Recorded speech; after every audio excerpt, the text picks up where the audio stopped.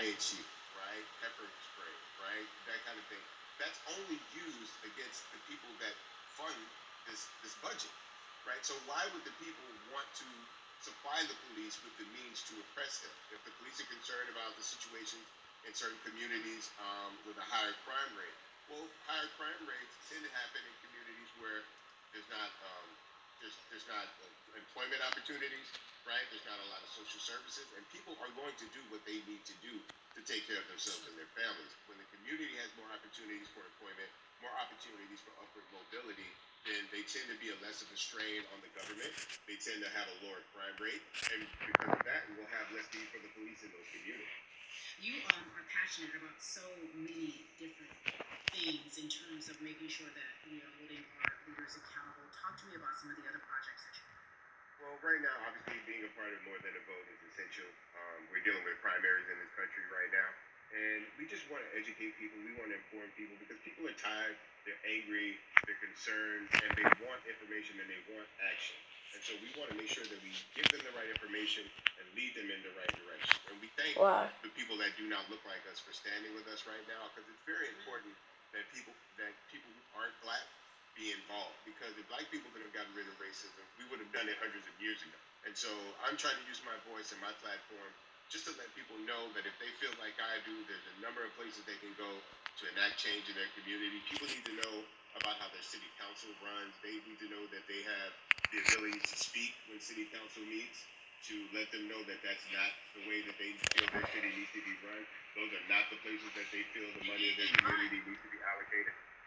And Bobby, even a step further, they can run for office in their local community. They can run for positions. Like people act like they leave it up to somebody else. If you're upset, it's not hard to get on the school board. It's not hard to be a part of the city council. It really isn't. And depending on how small your town is, you can be a mayor. It's the power is with the people, and we need to just know that that's happening. Absolutely, and it's always been with the people. You know, if you look at Trayvon Martin's mother, Sabrina Fulton, right? She felt that there was a system of racism and a system of oppression that led to her son's death.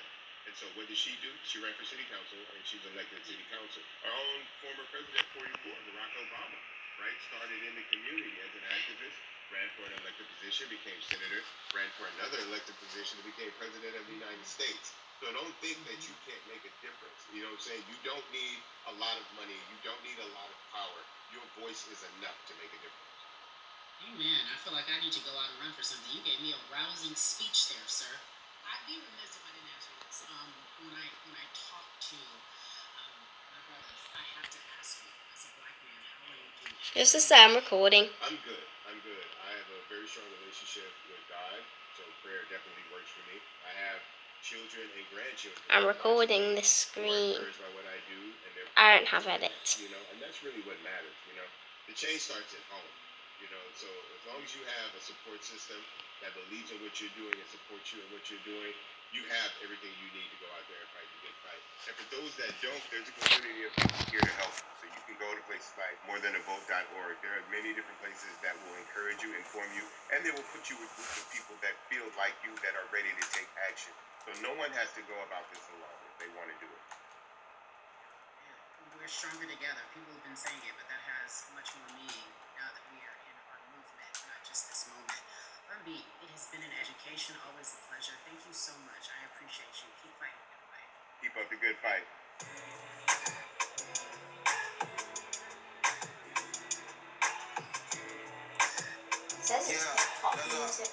So our next guest, I have to admit, I'm a fan, but there are so many different people that we could talk to, and I thought it was so imperative that we speak with her.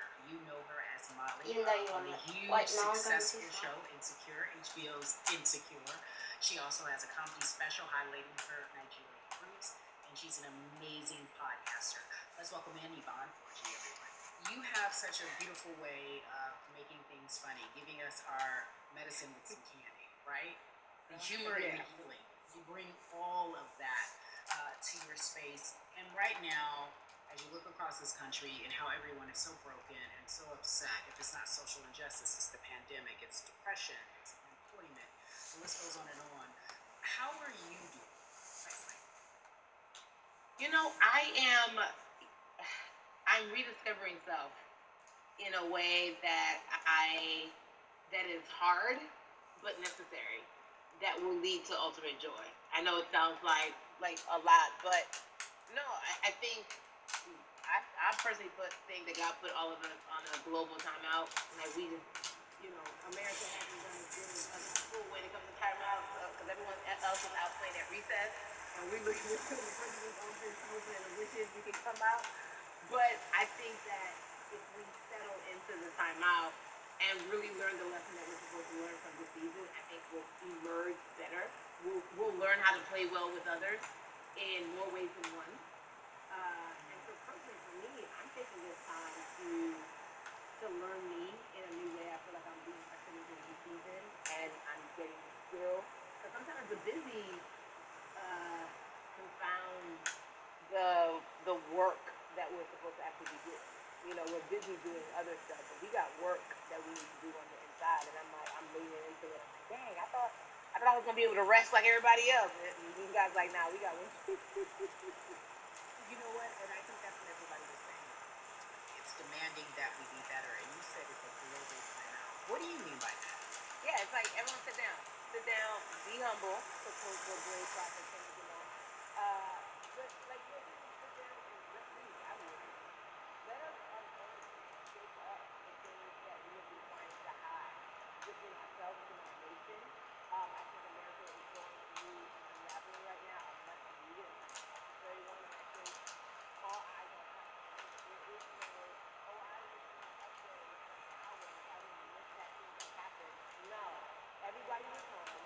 Everybody, was watching when George Floyd died, and everybody, no one could hide it. Everyone was watching when Amy Cooper called the cops. Like, this is a time where it's like, oh, we can't pretend it away. We can't excuse it away. No, no, no, no, no. It's a global timeout. Sit down, watch, and let's learn. And globally, it's like, hey, we were going business as usual, but it ain't usual no more. Like that's old. Anytime change occurs, it's very uncomfortable. And so right now we're sitting with we're getting we're getting comfortable with the uncomfortable.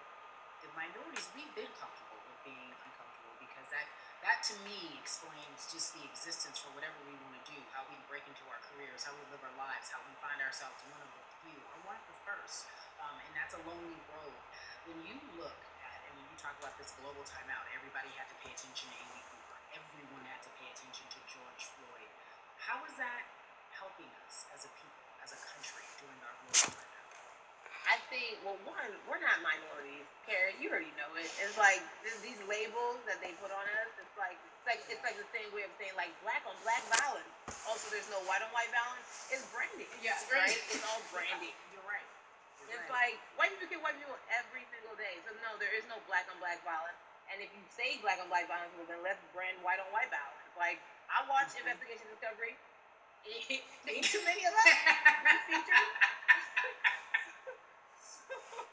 So, I just even like, but to answer your question, what does that do? I think what everyone expected is what has happened in the past when the world was still open, right? In that, okay, you had everyone, from Trayvon Martin to Castillo to Sandra Bland, you had all of these lives lost, and black people made some noise. We rioted, we got out in the street, we started the Black Lives Matter movement, all of those things. And then white people kind of just like, oh, let's give them something, and then it's just like, is it over?